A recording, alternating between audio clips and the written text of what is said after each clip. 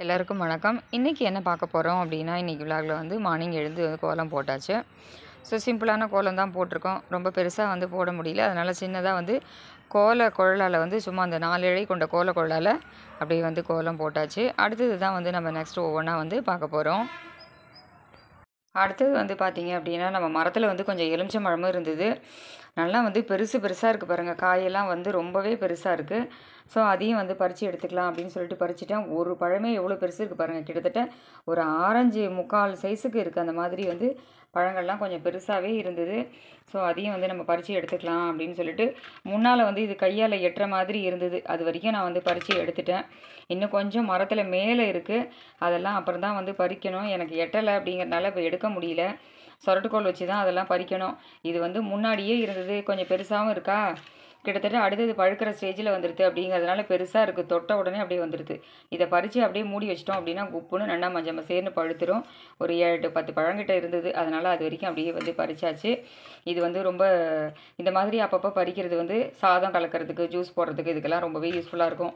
நிறைய இருந்தது அப்படின்னா பழுத்ததுக்கப்புறம் நறுக்கி போட்டு ஊறுகாய் போட்டுருவேன். நமக்கு எலுமிச்சை மரம் இருக்கிறதுனால ரொம்பவே யூஸ்ஃபுல்லாக இருக்குது. அடுத்தது என்ன அப்படிங்கிறதையும் பார்க்கலாம். அடுத்தது வந்து பார்த்திங்க அப்படின்னா, மார்னிங் டிஃபனுக்கு வந்து இன்றைக்கி வந்து ரவா உப்புமா தான் பண்ண போகிறோம். அதனால் வந்து 1 டம்ளர் அளவுக்கு ரவையை வந்து நல்லா வறுத்து எடுத்து வச்சுருக்கேன். ரவா உப்புமா எல்லாருக்குமே தெரிஞ்சது தான். இருந்தாலும் நான் என்ன பண்ணியிருக்கேன் அப்படிங்கிறத உங்களோட ஷேர் பண்ணிக்கிறேன். இந்த பக்கம் வந்து 1 டம்ளர் ரவைக்கு 2 டம்ளர் அளவுக்கு தண்ணி வந்து அடுப்பில் வச்சுருக்கேன். அந்த மாதிரி கொஞ்சம் தண்ணி வந்து கொதிக்க வச்சுருக்கேன். இந்த பக்கம் வந்து கடுகு எண்ணெய் வச்சுட்டு, எண்ணெய் ஒரு 2-3 டேபிள் ஸ்பூன் அளவுக்கு எண்ணெய் வச்சுட்டு, கடுகு, கடலைப்பருப்பு, உளுத்தம்பருப்பு தாளித்து கொட்டிட்டு, இஞ்சி, பச்சை மிளகா, கருவேப்பிலை, வெங்காயம் இது வந்து கொஞ்சம் சால்ட்டு போட்டு சேர்த்து நல்லா வதக்கிட்டு, அதுக்கப்புறம் தண்ணி கொதிக்க வச்சுட்டு இந்த ரவையை கொட்டி கலர்றோம் அப்படின்னா ரவா உப்புமா ரெடி ஆகிடும். இன்றைக்கி மார்னிங் டிஃபனுக்கு வந்து ரவா உப்புமா தான். அடுத்தது என்ன பண்ணுறோம் அப்படிங்கிறதையும் வந்து பார்க்கலாம். இந்த ரவா உப்புமாவில் வந்து பார்த்திங்க அப்படின்னா, நான் வந்து ரொம்பவே சிம்பிளாக வெங்காயம், பச்சை மிளகா, இஞ்சி, கருவேப்பிலை மட்டும்தான் போட்டு பண்ணியிருக்கேன். இதில் உங்களுக்கு வேணும் அப்படின்னா நீங்கள் வந்து கேரட்டு, பீன்ஸ் கூட உருளைக்கிழங்கெல்லாம், கரிகாயெல்லாம் கூட சேர்த்துக்கலாம். சேர்த்துட்டு அதோட ஒரு தக்காளியும் சேர்த்து பண்ணினோம் அப்படின்னாலும் ரொம்ப சூப்பராக இருக்கும். ரவா கிச்சடி மாதிரியும் நல்லாயிருக்கும். நான் வந்து சிம்பிளாக வெறும் வெங்காயம், பச்சை மிளகாய் மட்டும்தான் போட்டு பண்ணியிருக்கேன். சூப்பரான உதிரான வந்து கொஞ்சம் எண்ணெயும் கூட சேர்த்து விட்டோம் அப்படின்னா உதிராக ரவா உப்புமா ரெடி ஆகிடுது.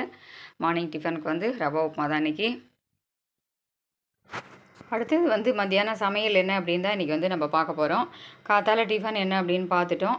மத்தியானத்துக்கு வந்து பார்த்திங்க அப்படின்னா பீட்ரூட் வந்து தேங்காய் போட்டு கறி, அதாவது கடுகு, உளுத்தம்பருப்பு தாளித்து கொட்டிட்டு பெருங்காயப்பொடி போட்டிருக்கேன். கருவேப்பிலையும் பச்சை மிளகாயும் தாளித்து கொட்டிட்டு அதோடு சேர்த்து நல்லா வதக்கிட்டு, அதுக்கப்புறம் வந்து பீட்ரூட் போட்டு வதக்கிட்டு, லாஸ்ட்டில் வந்து வெந்ததுக்கப்புறமா உப்பு சேர்த்து நல்லா வதக்கிட்டு தேங்காய் போட்டு பீட்ரூட் வந்து கறி பண்ணியிருக்கேன். இந்த மெத்தடில் தான் வந்து கறி பண்ணியிருக்கேன். இந்த பக்கம் வந்து சாதம், பருப்பு, மகா நைவேத்தியத்துக்கு எப்பவும் சுவாமிக்கு நைவேத்தியம் பண்ணுவோம் இல்லையா, அதனால் சாதம், பருப்பு எடுத்து வச்சுருவோம்.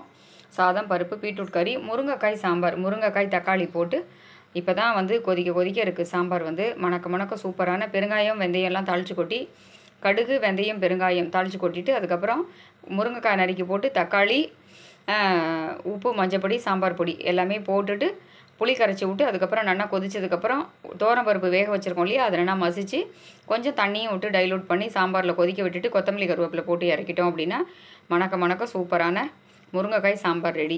இன்றைக்கி மத்தியான சமையல் வந்து இதுதான். அடுத்தது என்ன அப்படிங்கிறத இன்றைக்கி விலாகில் வந்து பார்க்கலாம். அடுத்தது இன்றைக்கி விலாகில் வந்து என்ன அப்படின்னு பார்த்தீங்கன்னா, ராத்திரி டிஃபனுக்கு வந்து வழக்கமாக ஒரே மாதிரி தோசை இல்லாமல் ஆனியன் தோசை தான் இன்றைக்கி வந்து ராத்திரிக்கு பண்ணிட்டுருக்கேன்.